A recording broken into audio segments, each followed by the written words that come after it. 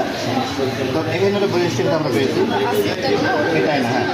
হ্যাঁ, তার এই যে তার ফাইলটা কোথায়? অ্যাডমিশন ফাইল না?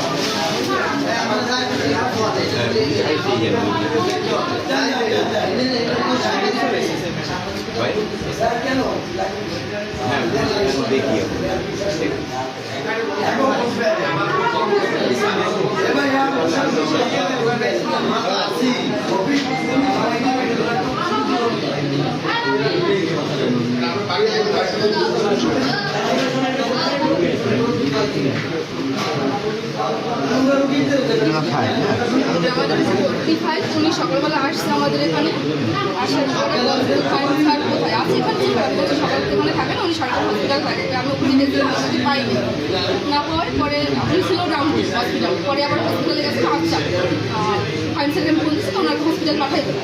পরে উনি হসপিটালে গেছে, হসপিটালে যাওয়ার পরে উনি তখন আর আসে নাই, আসছে 2টার দিকে আসছে।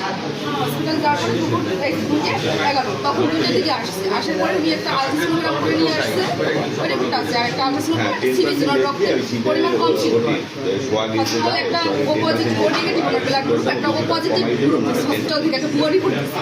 পরে আবার ওইটা আবার স্যার এখানে করতে বলছে, পরে ওনার ব্লাড দেওয়ালে একসাথে আমরা একটা পোস্ট মিসিংয়ের রিপোর্ট করছি। একবার ব্লাড ম্যানেজ করতে বলছে যে সিজারে আগে একবার ব্লাড লাগবে, ওনার হসপিটালে 9.4 ব্লাড ছিল, যেহেতু কম একবার ব্লাড ছাড়া তো সিজার করা যাবে না। পরে ওনার একবার ব্লাডের জন্য পোস্ট মিসিং করা হয়েছে, ব্লাড দিচ্ছে। আলট্রাসোনোগ্রাম হসপিটালের থেকে করে আসছে, আমাদের এখানে আর কোনো পরীক্ষা করে নাই। উনি প্রথম আসছিল আমাদের এখানে উদ্দেশ্য করে, পরবর্তীতে উনি হসপিটালে গেছে, সারবক্স হসপিটাল পাঠাইছে। হসপিটালে যাওয়ার পরে খরচ কমের জন্য বা ওনার সুবিধার জন্য হসপিটালে গেছে, যাওয়ার পরে ওখান থেকে একটা আলট্রাসোনোগ্রাম করে আসছে, একটা রিপিট আলট্রাসোনো করে আসছে, তারপর একটা রিপিট করানোর কোনো দরকার নেই, এই জন্য আমরা আলট্রাসোনোগ্রাম পরে আবার যেটা একটা সিজার করতে উনিও দেখছে, ফাইন স্যারও দেখছে রিপোর্ট, এখানে তার আমাদের কোনো হাত নেই যে সমস্যা আছে কিনা বলবো না, আপনার তো ওখানে ই করতে পারবেন না। রিপোর্ট দেখছে, রিপোর্ট দেখার পরে স্যার বলছে অ্যাডমিট দাও, ওনারা সিজার কী করবে, সিজার করবে কি না, ওনাদের আগে একটা সিজার আছে, ওনাদের আগে একটা সিজার আছে, যেহেতু সিজার করা লাগবে নর্মাল অ্যাডমিট দিতে বলছে ফাইন স্যার।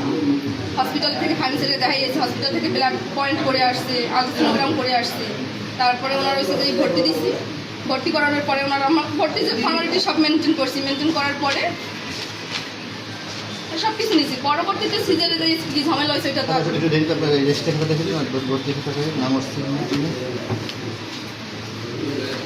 রেজিস্টার খাতার নামও দেখা যায় না, কারণটা কি?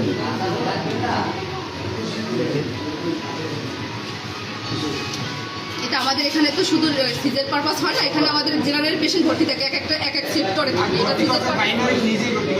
এক একটা সেক্টরে, এখানে যে সেক্টরে সিজারেরটা